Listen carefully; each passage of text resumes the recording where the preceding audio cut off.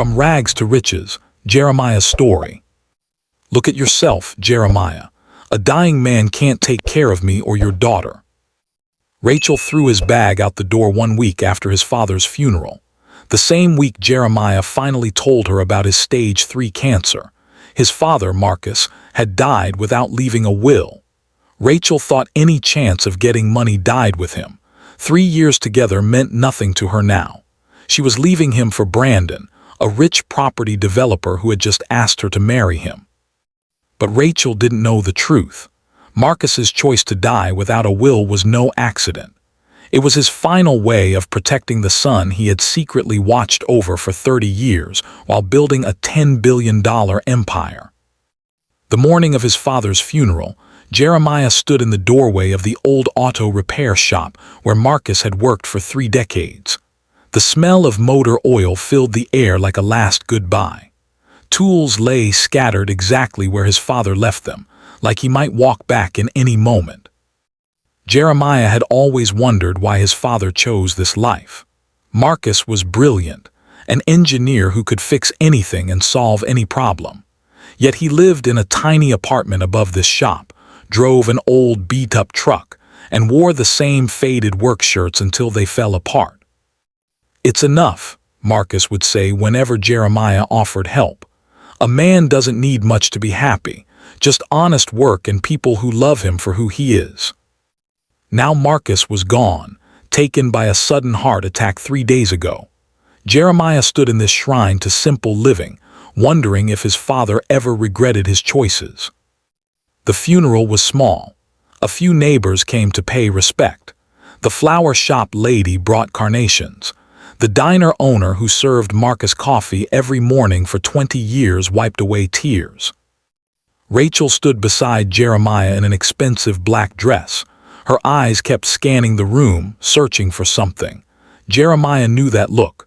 She was always calculating, always scheming. They'd been together 3 years, ever since she walked into his life 6 months after Maya's death.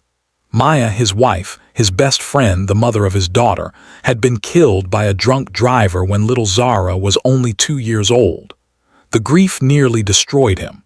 Then Rachel appeared, beautiful and caring, and he was too broken to question why she wanted him. He should have known better. Rachel never visited Marcus without asking about his money. She never looked at the old repair shop without mentioning how much the land must be worth. And she never held Zara without a distant look in her eyes, like the child was a problem instead of a blessing. Little Zara sat in the front row, holding a drawing she made for her grandfather. It showed the two of them standing beside a car, Zara holding a wrench almost as big as herself. She didn't fully understand death yet. She just knew Grandpa Marcus wouldn't be teaching her how to change oil anymore. The lawyer arrived after everyone left. He was a thin man in a cheap suit carrying an old briefcase. "I'm sorry to inform you," he said, adjusting his glasses, "that Mr. Marcus Davis left no will. According to state law, his property will be frozen while we verify heirs and debts. This usually takes several months." Rachel's face twisted with anger. "What property? What are we talking about?" The lawyer checked his papers. The repair shop and its contents, a 1992 Ford pickup truck, a savings account with about $8,000, some personal items. $8,000, Rachel's voice rose. "That's it, after 30 years of work." Jeremiah put a hand on her arm. "Rachel, please, this isn't the time." She shook him off and stormed out, her heels clicking like gunshots. Jeremiah's mind was elsewhere. On the 6 months he had left to live, on the daughter he would leave behind, on the father who died without knowing his son was also dying. He'd been diagnosed with stage 3 lung cancer 6 months ago. Doctors gave him 6 months, maybe 8 if lucky.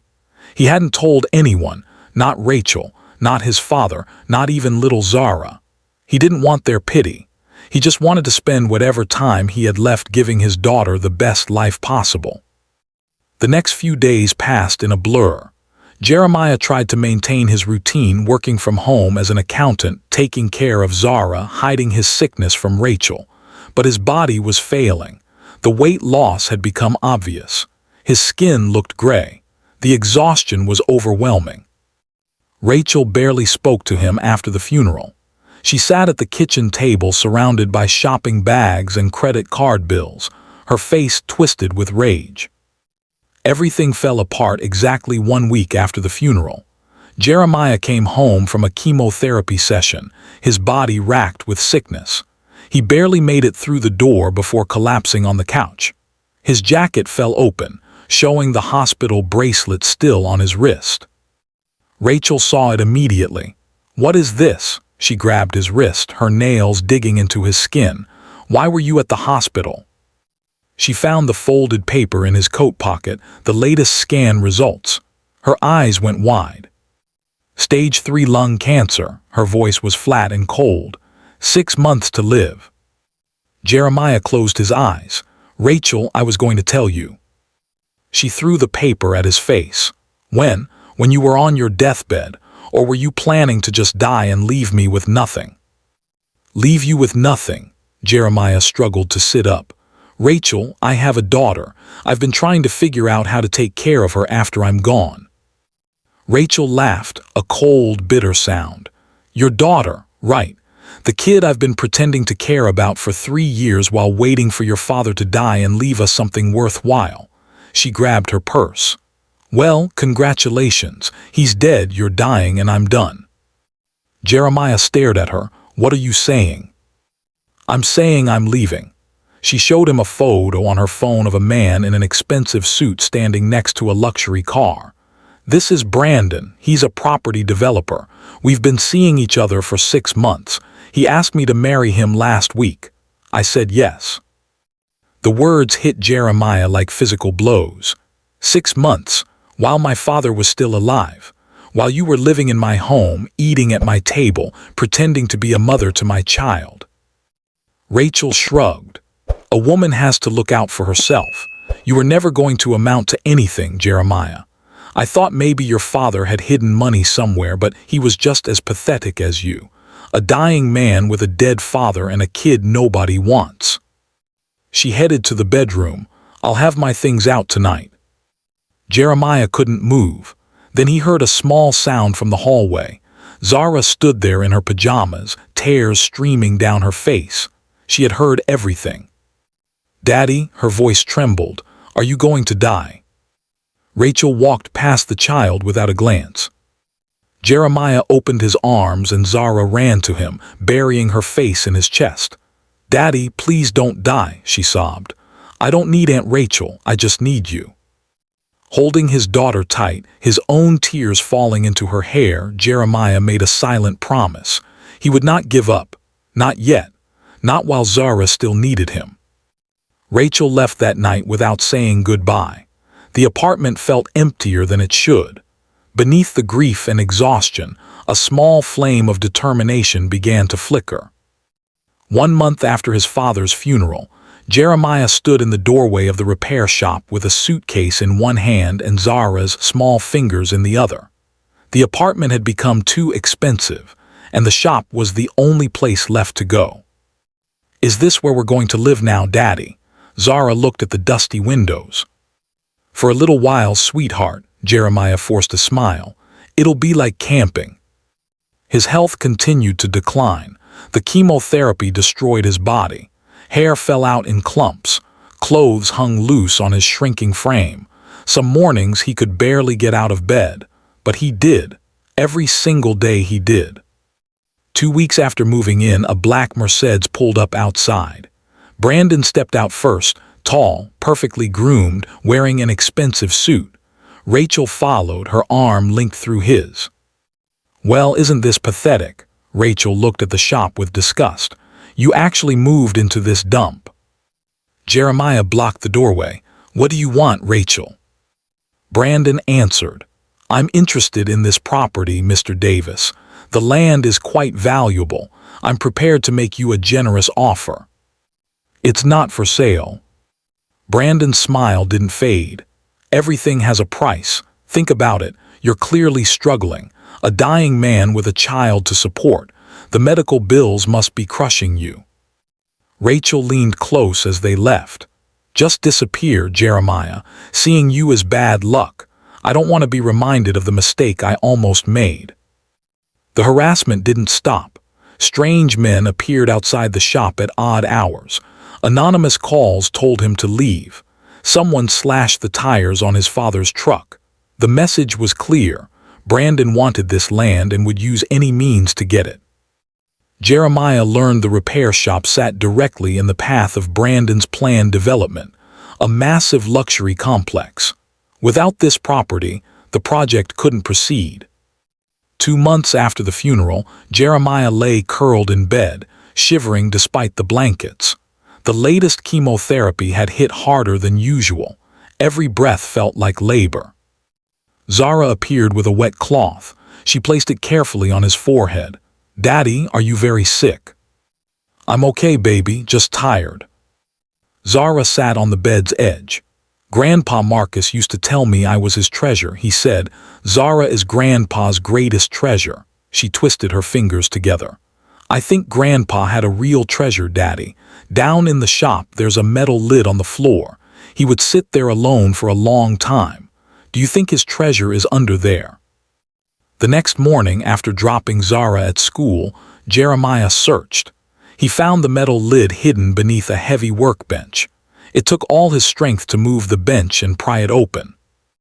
Beneath was a safe with a fingerprint scanner. Jeremiah's hand trembled as he placed his finger on it. The safe beeped, flashed green, and clicked open. Inside were 3 items: a thick envelope, legal documents, and a medical ID card. Jeremiah opened the envelope and began reading his father's handwritten letter. "My dear son, if you're reading this, I am gone, and you've finally discovered what I spent a lifetime protecting you from." The letter explained everything. Marcus's real name was Marcus Wellington. 30 years ago, his wife Victoria had tried to steal everything in a divorce. Marcus transferred all his assets into hidden trusts and staged a bankruptcy. Victoria left with nothing. For 30 years, Marcus lived under a false name. He wore old clothes, drove a rusted truck, and let the world believe he was a poor mechanic. Meanwhile, the company he built, Wellington Industries, grew into one of the largest energy and technology companies in the country, worth $10 billion. "I did this for you, Jeremiah. I wanted you to grow up knowing the value of hard work and honest love.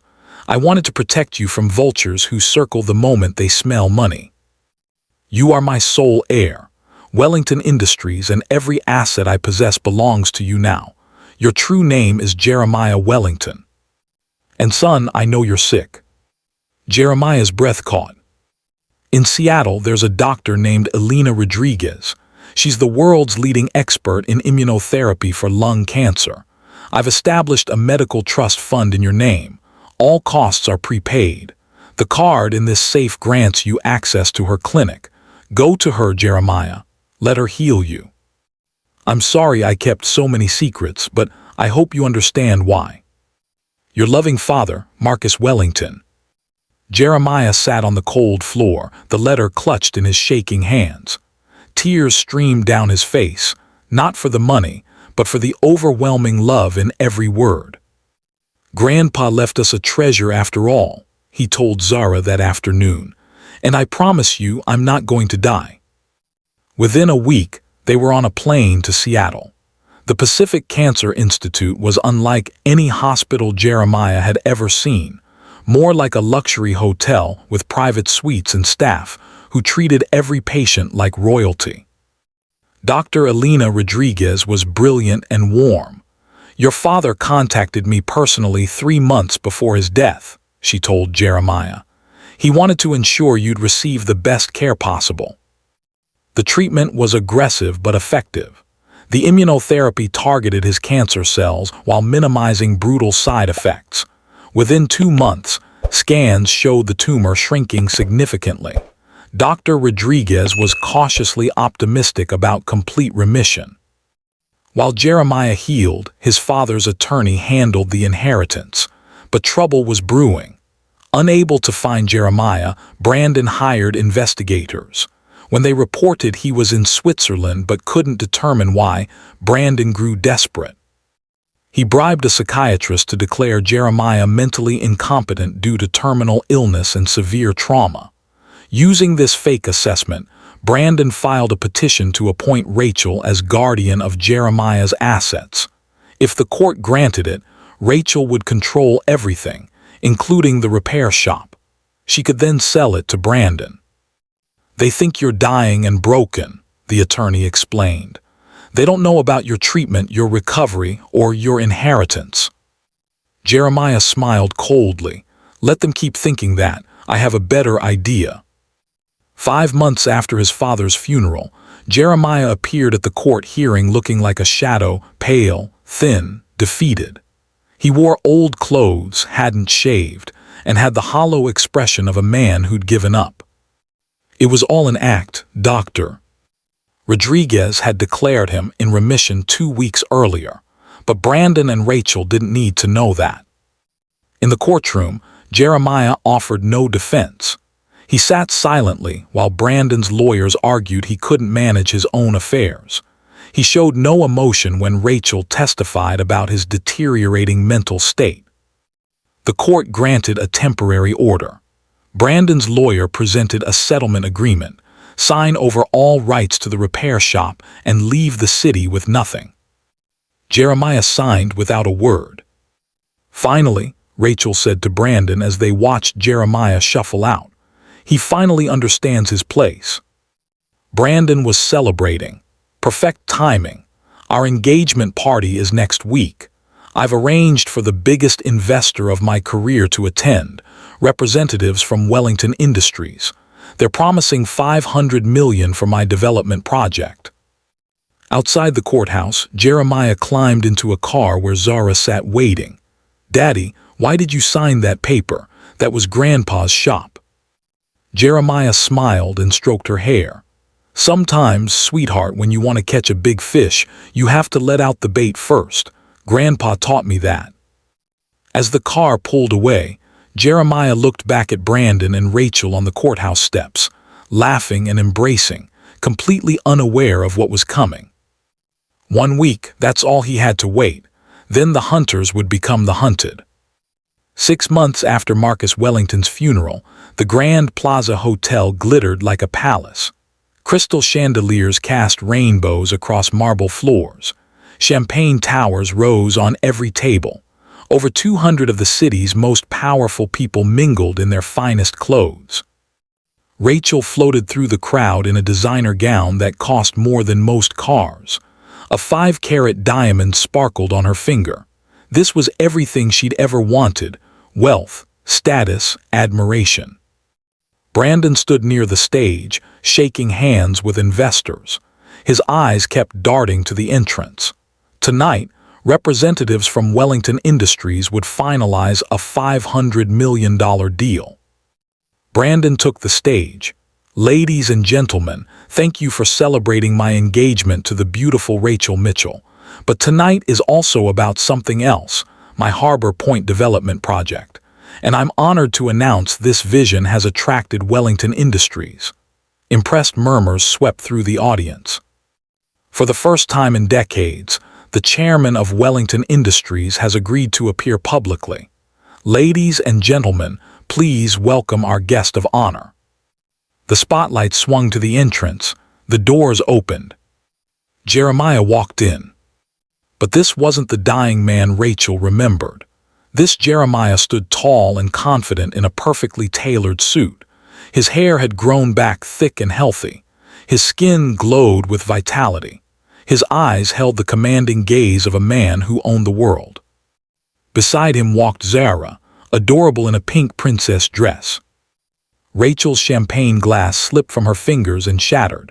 Brandon's smile froze. "Good evening, everyone." Jeremiah's voice echoed through the suddenly silent ballroom. He walked past the stunned guests with Zara at his side, climbing the steps to where Brandon stood paralyzed. "I believe there's been some confusion." Jeremiah took the microphone from Brandon's limp hand. "Allow me to introduce myself properly. My name is Jeremiah Wellington, son of Marcus Wellington, founder of Wellington Industries. As of 3 months ago, I am the sole owner and chairman of everything my father built." Gasps erupted, cameras flashed. Brandon found his voice. "That's impossible. You're just an accountant. Your father was a mechanic named Marcus Davis. He died with nothing." Jeremiah smiled coldly. "Marcus Davis was a disguise my father wore for 30 years. His real name was Marcus Wellington, and he died with $10 billion in assets. He chose to live simply because he valued authenticity over appearance. He wanted to protect me from people exactly like you." Brandon's face drained of color. "The investment, the $500 million, was never real." Jeremiah shook his head. "My representatives contacted you because I wanted to see what kind of man had stolen my home and harassed my family. I wanted to understand who had bribed psychiatrists and manipulated courts to steal from a dying man and his 6-year-old daughter." The crowd's murmurs grew darker. Judgmental eyes turned toward Brandon. "But I'm not just here to expose you. I'm here to inform you that Wellington Industries has acquired all your outstanding debts from every financial institution. Banks, private lenders, investment partners, all of it now belongs to me." Brandon's knees buckled. "What? You have 30 days to repay every cent. If you fail, and we both know you will, your assets will be liquidated. Your company, your properties, your cars, your reputation, everything will be stripped away." Brandon sank to his knees. "You can't do this. Please, I'll do anything. I'll give you back the shop." Jeremiah pulled out the settlement agreement and tore it in half. "This agreement was obtained through fraud. My legal team has already filed charges. You'll be hearing from prosecutors very soon." Brandon collapsed completely. "Please, I'm sorry. I didn't know who you were. You targeted a sick man and a child because you thought we couldn't fight back." Jeremiah shook his head. "My father spent his whole life proving that character matters more than wealth. You've just proven him right." He turned to Rachel. She stood frozen, mascara running down her cheeks, trembling. The guests around her had stepped away, leaving her isolated. "Rachel," Jeremiah's voice carried clearly, "you once called me a failure. You said looking at me brought you bad luck. You abandoned me when I was dying and threw away my daughter like she was garbage." Rachel opened her mouth, but no sound came. "I want you to look at me now." Jeremiah spread his arms. "I'm not dying anymore. My father saved my life just like he saved me from you. And everything you dreamed of having, the money, the status, the security, it was mine all along. You gave it up for a man who's about to lose everything." Rachel stumbled forward, falling to her knees beside Brandon. "Jeremiah, please, I made a mistake. I was scared. Please give me another chance." Zara tugged on her father's hand. "Daddy, is this the lady who said I wasn't her child?" She looked at Rachel with curious eyes. "Why is she crying? She was laughing when she left us." The crowd's judgment crystallized into contempt. Jeremiah knelt to Zara's level. "Sometimes, sweetheart, people make choices they can't take back, and sometimes they only regret those choices when they face the consequences." He stood and took his daughter's hand. Without another word, without another glance at the two figures on the stage, he walked toward the exit. The crowd parted before him. Behind him, Rachel's wailing and Brandon's desperate pleas faded into nothing. 1 year later, Jeremiah stood before his father's grave. The cemetery was quiet in the early morning light. Zara held a drawing, a picture of herself, her father, and her grandfather standing together in front of the old repair shop. "Hi, Dad," Jeremiah's voice was soft. "I finally understand why you lived the way you did. You weren't hiding from the world. You were protecting me from it. You wanted me to learn that money doesn't define a person. Love does. Integrity does. The cancer is gone completely, full remission." Zara placed her drawing against the headstone. "I made this for you, Grandpa. I started something new, Dad. It's called the Marcus Wellington Foundation. We help single fathers fighting serious illnesses. We pay for their treatment, help with their kids, make sure they don't have to choose between their health and their families. I think you would have liked that. A gentle breeze rustled the leaves overhead. I love you, Dad. Thank you for everything. Later that morning, a private jet with the Wellington Industries logo waited. Jeremiah and Zara climbed the stairs together. Good morning, Mr. Wellington. Where would you like to go today? Jeremiah looked at Zara, who was pressed against the window, eyes wide with excitement. Disneyland, he said. My daughter has never been. Zara spun around. Really, Daddy? Really, truly? He scooped her into his arms. Really, truly, just you and me. She wrapped her arms around his neck. I love you, Daddy. I love you the most in the whole wide world. I love you too, sweetheart, more than you'll ever know. The jet engines hummed to life. Through the window, Jeremiah watched the city shrink below, the city where he'd lost everything and found everything, where he'd been betrayed and reborn. Somewhere down there, Rachel was working at a cheap diner, her dreams reduced to dirty dishes and meager tips. Brandon's trial was underway. The repair shop had been renovated into a community center with a bronze plaque bearing Marcus Wellington's name. But Jeremiah wasn't thinking about any of that. He was thinking about the road ahead, about the daughter in his arms, about the father who loved him enough to spend a lifetime in disguise. He was thinking about second chances. And as the plane climbed into the endless blue sky, Jeremiah Wellington finally allowed himself to believe that the best was yet to come.